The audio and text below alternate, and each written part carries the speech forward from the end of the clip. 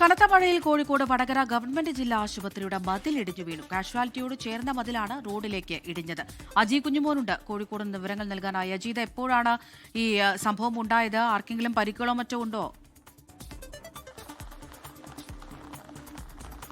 അമൃത, ഇന്ന് വൈകുന്നേരം 5 മണിയോട് കൂടെയാണ് ഇത്തരത്തിൽ വടകര ഗവൺമെന്റ് ജില്ലാ ആശുപത്രിയുടെ മതിൽ ഇടിഞ്ഞു വീണത്. കാഷ്വാലിറ്റിയോട് ചേർന്ന മതിലാണ് റോഡിലേക്ക് ഇടിഞ്ഞത്.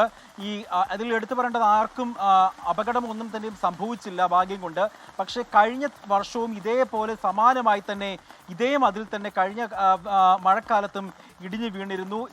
ആ മതിൽ തന്നെ, അതായത് അന്ന് പുനർനിർമ്മിച്ച ആ ഒരു മതിൽ തന്നെയാണ് ഇന്നും ഇടിഞ്ഞു വീണത്. ഈ മലയോര മേഖലകളിൽ ഒപ്പം തന്നെ കിഴക്കൻ മേഖലകളിലും വടകരയിലും ഒക്കെ രാവിലെ മുതൽ തന്നെ കനത്ത മഴ തുടരുകയാണ്. ഇതിനിടയിലാണ് കനത്ത നാശനഷ്ടം വിതച്ചുകൊണ്ട് പല ഭാഗത്തും ഇത്തരത്തിലുള്ള അപകടങ്ങൾ സംഭവിച്ചിരിക്കുന്നത്. അമൃത, ശരി. അജി കുഞ്ഞുമോനാണ് വിവരങ്ങൾ നൽകിയത്.